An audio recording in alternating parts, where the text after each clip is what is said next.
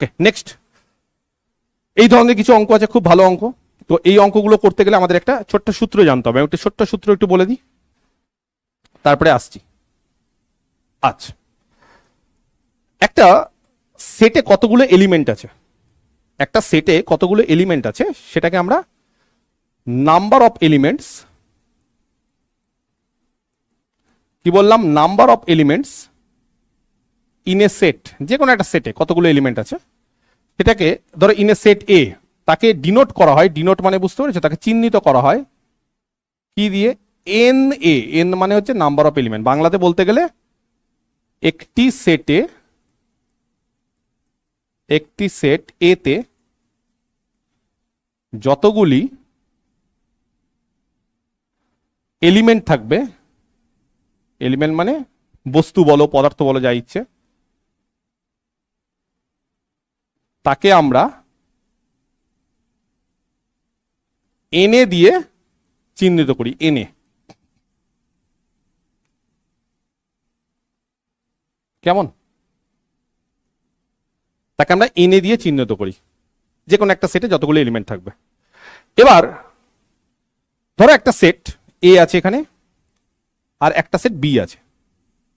তাহলে এটা সেট এ, এটা সেট বি, এটা হচ্ছে এ ইন্টারসেকশন বি, আর গোটাটা হচ্ছে এ ইউনিয়ন বি। এবার আমি যদি কাউকে বলি যে বলো তো এ ইউনিয়ন বি তে কতগুলো এলিমেন্ট থাকবে, কেউ বলতে পারবে? এ ইউনিয়ন বি তে কতগুলো এলিমেন্ট থাকবে? কি বললাম? একটা সেট হচ্ছে এ, আরেকটা সেট হচ্ছে বি, তাহলে এ ইউনিয়ন বি তে কতগুলো এলিমেন্ট থাকবে? ঠিক আছে, তো এ ইউনিয়ন বি মানে এ এর এলিমেন্ট এবং বি এর এলিমেন্টকে দুটোকেই বের করতে হবে। কিন্তু একটা জিনিস মাথায় রাখতে হবে যে একটা জায়গা আছে যেখানে কমন পার্ট আছে। কমন পার্ট মানে সেখানে এ এর এলিমেন্টকেও ধরি, বি এর এলিমেন্টকেও ধরি। তার মানে কি করতে হবে? প্রথমে এ এর এলিমেন্ট কতগুলো আছে বের করে নাও, এনে, তার সঙ্গে বি এর এলিমেন্ট কতগুলো আছে যোগ করো। কিন্তু কমনে কি করেছি জানো? এই যে কমন ইন্টারসেকশনে আমরা এ এর এলিমেন্ট আর বি এর এলিমেন্টকে দুবার করে নিয়েছি। ইন্টারসেকশন একবার এ এর এলিমেন্টও নিয়েছি, আবার বি এর এলিমেন্ট নিয়েছি। কারণ ইন্টারসেকশন এমন একটা জিনিস, যেমন ধরো আমি একটা উদাহরণ দিই, উদাহরণ দিলে আরো ভালো বুঝতে পারবে। যেমন ধরো এ তে, ভালো করে বুঝতে হবে বিষয়টা, 1 2 3 4, চারটে এলিমেন্ট আছে।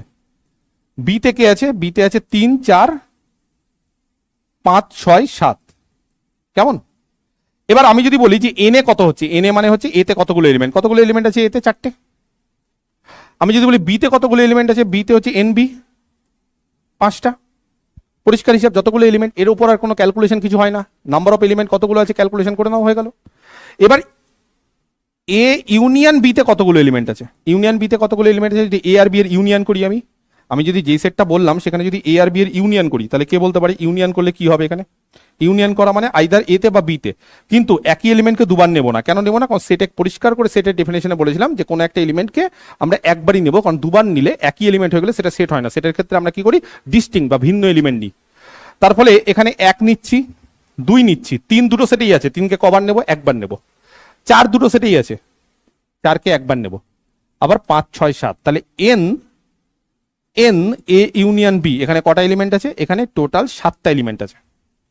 এবার গল্পটা হচ্ছে যে এখানে তো টোটাল 4টে, এখানে তো 5টা, তাহলে তো 9টা এলিমেন্ট থাকা উচিত না।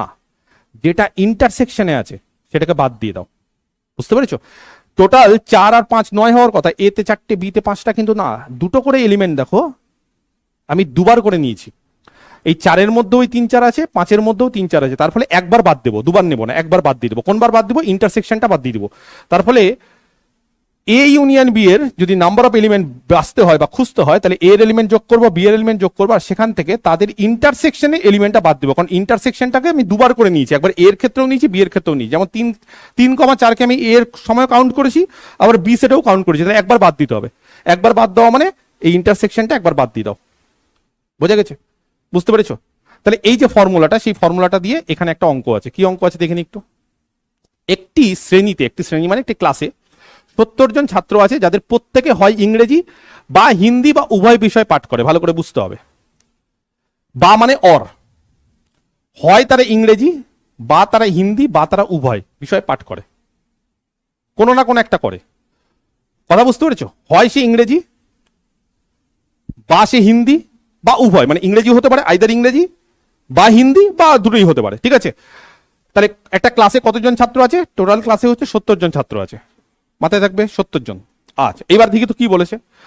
45 জন ছাত্র ইংরেজি এবং 30 জন ছাত্র হিন্দি পাঠ করে। এই যে ক্লাসে, এই ক্লাসে কি আছে? 45 জন শুধু ইংরেজি, মানে পড়ছে, পাঠ করা মানে পড়ছে, ইংলিশ নিয়ে পড়ছে।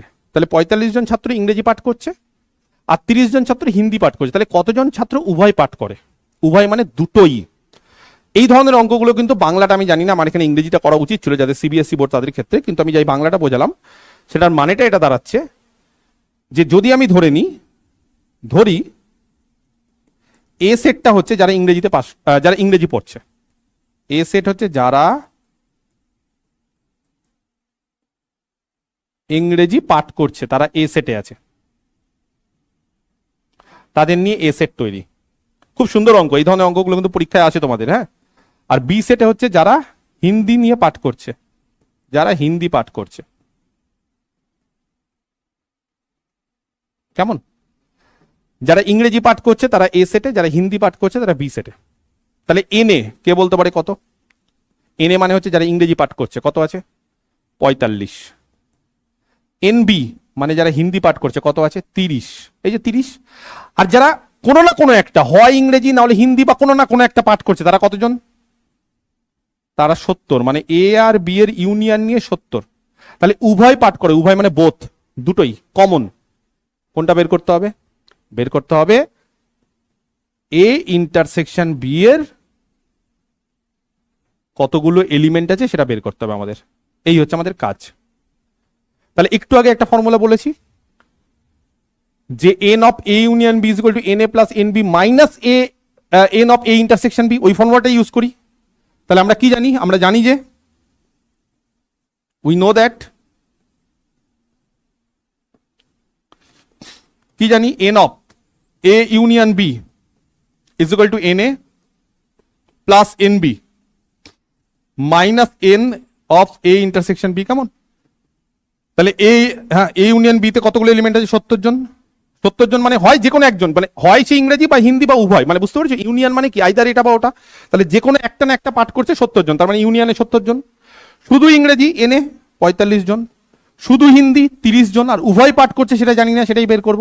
তাহলে এখান থেকে ক্যালকুলেশন করে আমাকে বলো N of A intersection B কত হবে। তাহলে এখানে হচ্ছে কত হয়?